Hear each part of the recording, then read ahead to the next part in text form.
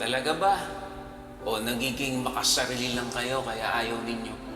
Gregory, ano ba namang klaseng tanong yan? Bakit naman kami magiging makasarili? Kapag si Rambo mahanap na siya ng tunay niyang pamilya, may posibilidad na sumama na siya sa kanila. At iwan na tayo rito. Kaya yun ang ayaw ninyo. Kung iiwan man niya tayo, hindi ako handa. At hindi ko kaya. Pero magpaparaya ako. Kasi mahal ko si Rambo. Ang ganda ng puso sa hirap ng mundo, kay daling sumuko.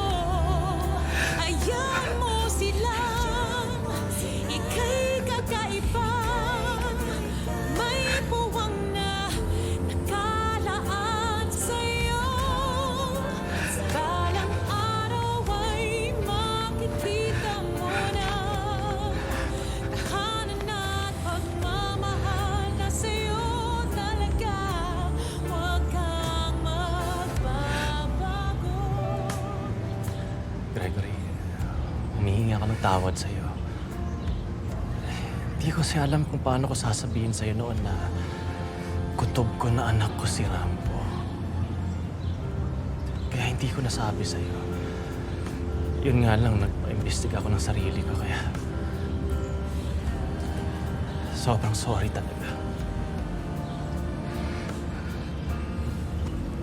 Nagulat ako. Hindi ko to hinaasahan. Sinabi ko kanina na pareho tayo magiging tatay ni Rambo, pero Gregory, hindi ko naman siya ilalayo sa inyo. Pareho tayong mag-guide sa kanya, sa anak nating dalawa.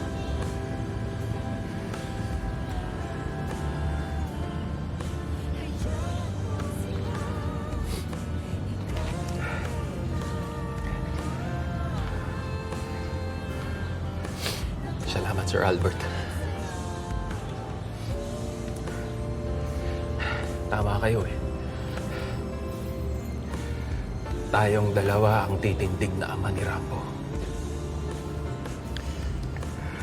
Sa totoo lang, hindi ko alam kung paano ko sasabihin sa kanya to eh. Baka hindi niya ako tanggapin. Sir,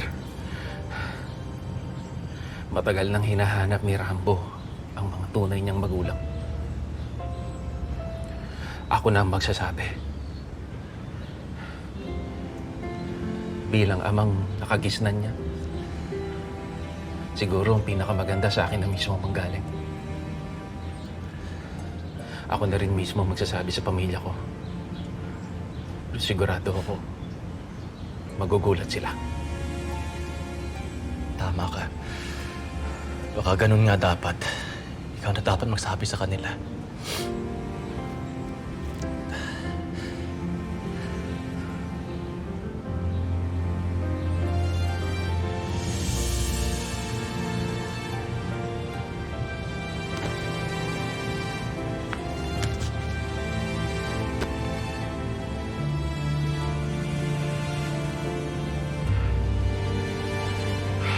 Uwi na muna ako sa pamilya ko, sir. Kasi ako rin. Uwi na rin ako. Kausapin ko muna si Johnny. Sige.